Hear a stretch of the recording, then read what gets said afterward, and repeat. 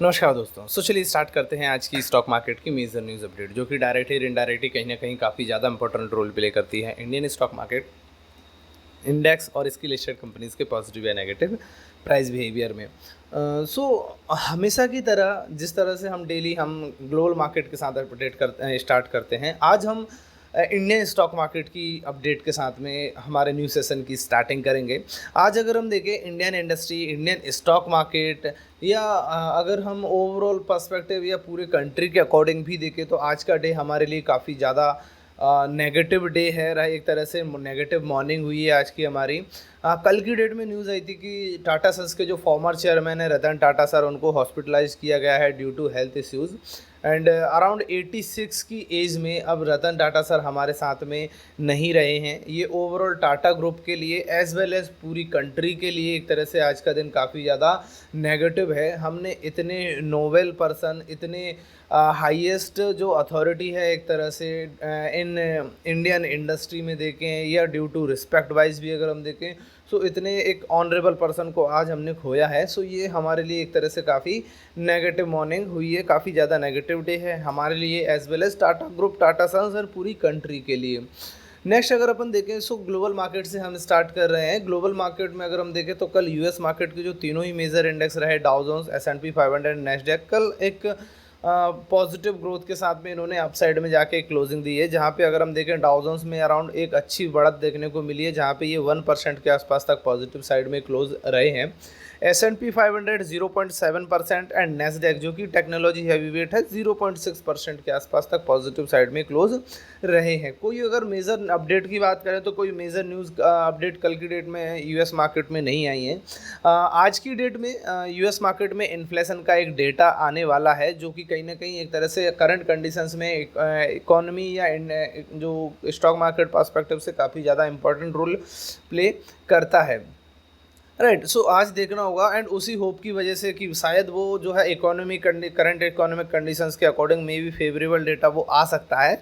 इस वजह से मार्केट ने एक थोड़ा सा अपटेक के साथ में क्लोज दिया है आज की डेट में। अगर हम ग्लोबल मार्केट में भी देखें तो यूरोपियन मार्केट में भी कोई मेजर मोमेंटम हमें वहाँ पे देखने को नहीं मिला। ऑलमोस्ट 0.5 से 1% के आसपास तक के पॉजिटिव साइड में तीनों ही major index, FTSE 0.6%, CAC France का 0.5%, जर्मनी का डेक्स 0.9% के आसपास तक पॉजिटिव साइड में उन्होंने कल की डेट में हमें क्लोजिंग प्रोवाइड की है। वहाँ पे भी कोई मेजर मोमेंटम हमें यूएस मार्केट के साथ साथ यूरोपियन मार्केट में भी देखने को हमें नहीं मिला है। नेक्स्ट अगर कमोडिटी मार्केट की बात करें तो कमोडिटी मार्केट में अगेन कल की डेट में क्रूड ऑयल में अराउंड 2 से 3% के आसपास तक की हमें गिरावट देखने को मिली है। और उसके पीछे का रीज़न रहा कि जो मिडल ईस्टर्न कंट्रीज़ है, यहाँ पे जो टेंशन्स चल रही है, इसकी वजह से इन्होंने सप्लाई जो हॉल्ट हो रही है एक तरह से, उसके अगेंस्ट में जो यूएस है, राइट, अमेरिका ने अपनी जो क्रूड ऑयल की सप्लाईज है उनको लिमिट से भी ज़्यादा इंक्रीज़ कर दिया है मार्केट में। तो सप्लाई नॉर्मल लेवल के आसपास तक पहुंच चुकी है एंड इस वजह से प्राइजेस में अराउंड 2 से 3% का डाउनसाइड हमें कल की डेट में अगेन देखने को मिला है। नेक्स्ट अगर हम बात करें सो इंडियन इकोनॉमी के पर्सपेक्टिव से अगर हम देखें तो कल की डेट में रिजर्व बैंक ऑफ इंडिया की जो मीटिंग मॉनेटरी पॉलिसी कमेटी थी, उनकी जो मीटिंग के मिनट्स आउट किए गए 7 to 9 अक्टूबर के बीच में ये मीटिंग कंक्लूड हुई थी।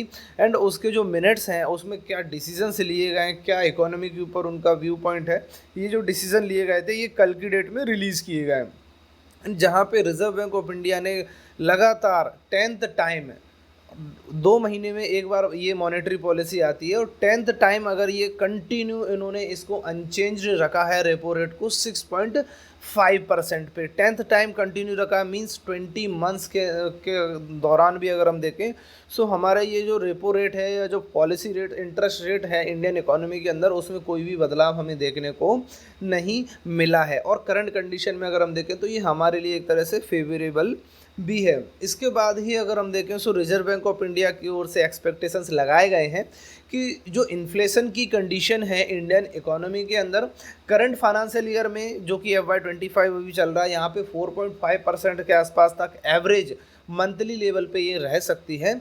लेकिन FY26 के अंदर ये और थोड़ा सा डिक्रीज़ होके एवरेजली 1% के आसपास ये आ सकती है। सो इकोनॉमिक पर्सपेक्टिव से भी अगर हम देखें तो ये हमारे लिए काफ़ी ज़्यादा पॉजिटिव है। रिजर्व बैंक ऑफ इंडिया जो हमारा सेंट्रल बैंक है, उनका टारगेट ही है कि इन्फ्लेशन को इंडियन इकोनॉमी में 4% के लेवल के आसपास रखा जाए। प्लस माइनस का 2% का ये इसमें गैप रखते हैं।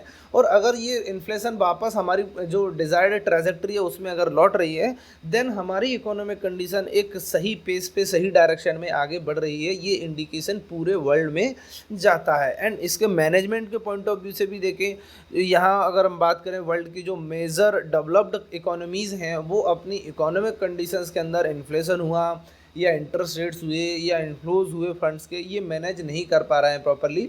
वहीं इंडियन जो अथॉरिटीज़ है वो प्रॉपरली इसको मैनेज कर रही हैं। सो इकोनॉमिक पॉइंट ऑफ व्यू से ये काफ़ी पॉजिटिव सिग्नल वर्ल्ड में स्प्रेड आउट करता है।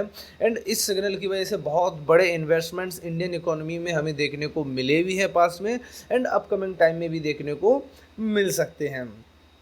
नेक्स्ट न्यूज़ अपडेट की अगर हम बात करें, सो वो आ रही है गवर्नमेंट ऑफ इंडिया की ओर से। ड्रोन सेक्टर के लिए government of India new production linked incentive लेके आने वाली है।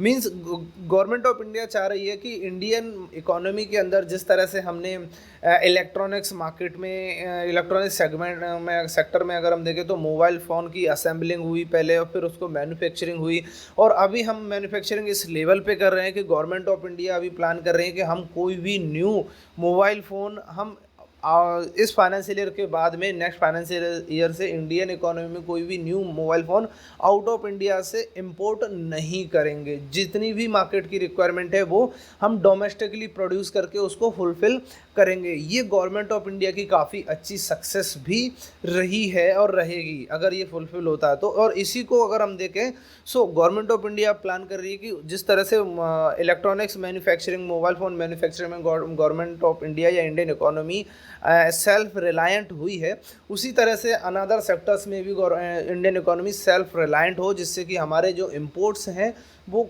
तेज़ी से गिर सकें और हमारे एक्सपोर्ट्स बढ़ सकें, जिससे कि हमारी Indian economy net to net surplus में आएगी।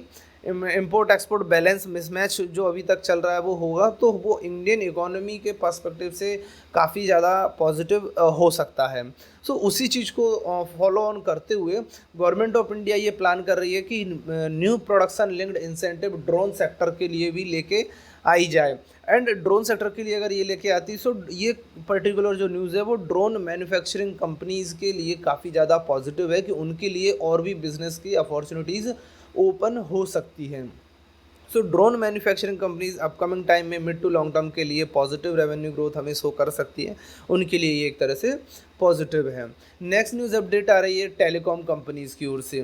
टेलीकॉम कंपनीज़ का जो एवरेज रेवेन्यू पर यूज़र है वो 8% से इंक्रीज़ हुआ है जून क्वार्टर के अंदर, राइट। सो ये telecom companies Reliance, Bharti Airtel, Vodafone Idea के लिए काफ़ी ज़्यादा पॉजिटिव है। ये कंपनियां काफ़ी टाइम से स्ट्रगल कर रही थी अपने एवरेज रेवेन्यू पर यूज़र को इंक्रीज़ करने के लिए, एंड रिसेंट टाइम में जो उनकी ओर से 25% तक का जो हाइक लिया गया था टैरिफ्स में, उनकी वजह से अगर हम देखें तो इसमें काफ़ी अच्छा एक बढ़त देखने को हमें मिली है और अराउंड 8% का ये इंक्रीज़ इसमें देखने को मिला है। एंड अपकमिंग टाइम में ये और भी तेज़ी से बढ़ सकता है। सो टेलीकॉम कंपनीज़ के लिए एक तरह से पॉजिटिव है कि उनकी प्रॉफिटेबिलिटी बढ़ सकती है।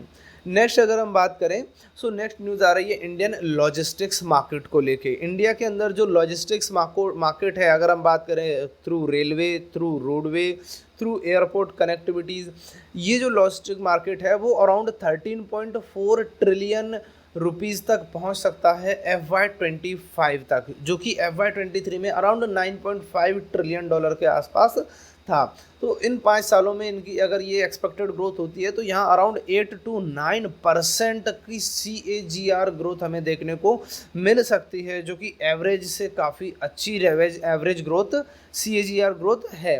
सो लॉजिस्टिक्स में वर्क करने वाली जो मेजर कंपनीज हैं उनके लिए एक तरह से काफ़ी पॉजिटिव है।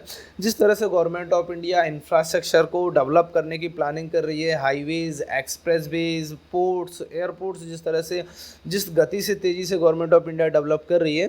सो ये कंपनीज जो कि लॉजिस्टिक्स में वर्क करती है, जो कि लॉजिस्टिक्स को हैंडल करती है across the country and out the country, उनके लिए ये काफ़ी ज़्यादा पॉजिटिव है कि उनका जो बिज़नेस प्रोसेस है वो काफ़ी स्मूथ हो सकेगा, एंड वो स्मूथ होगा तो उनकी जो बिज़नेस की जो प्रोडक्टिविटी है वो काफ़ी ज़्यादा इंक्रीज़ हो सकती है। सो लॉजिस्टिक्स कंपनी के लिए एक तरह से ये काफ़ी ज़्यादा पॉजिटिव है। नेक्स्ट न्यूज़ अपडेट की अगर हम बात करें, सो वो आ रही है रिजल्ट्स को। क्वार्टर 2 का रिजल्ट्स जो है वो आउट होना स्टार्ट हो गए हैं, जिसका आज से स्टार्टिंग होने वाली है।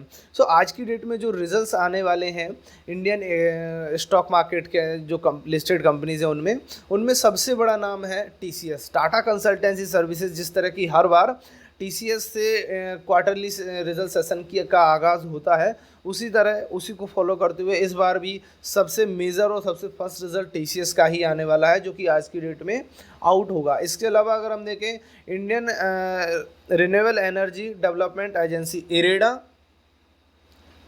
Tata Elxsi, Anand Rathi, Den networks और ऐसी ही 10 से ज़्यादा कुछ कंपनीज़ के आज की डेट में रिजल्ट्स आने वाले हैं। सो इनको हम फोकस कर सकते हैं। आज की डेट में जब ये रिजल्ट्स आएंगे तो इनमें एक वॉलेटिलिटी हमें देखने को मिल सकती है, तो फ्यूचर एंड ऑप्शंस कॉन्ट्रैक्ट में भी हम एक स्पेकुलेटिव बेट इसमें ले सकते हैं। नेक्स्ट अगर हम देखें, सो बात करेंगे फ्यूचर एंड ऑप्शंस कॉन्ट्रैक्ट जो कि बैन की कैटेगरी में रखे गए हैं आज के लिए 10 अक्टूबर के सेशन के लिए। सो इसमें ऐड किया गया है टाटा केमिकल्स को। प्रीवियस डे में मेंटेन किए गए हैं बंधन bank, Birla soft, GNFC, granules India, Hindustan copper, IDFC first bank, Manappuram finance, Punjab national bank, RBL bank and steel authority of India limited. ये जो प्रीवियस डे में बैन कैटेगरी में थे उनको इसमें मेंटेन किया गया है, टाटा केमिकल्स को इसमें ऐड किया गया है। मींस इन सभी कंपनीज़ के फ्यूचर एंड ऑप्शंस कॉन्ट्रैक्ट में आज की डेट में हम न्यू एंट्री या फ्रेश एंट्री नहीं बना सकते हैं, राइट। सो फ्रेंड्स, यही थी आज की मेजर न्यूज़ अपडेट। चलिए मिलते हैं नेक्स्ट न्यूज़ सेशन के साथ, तब तक के लिए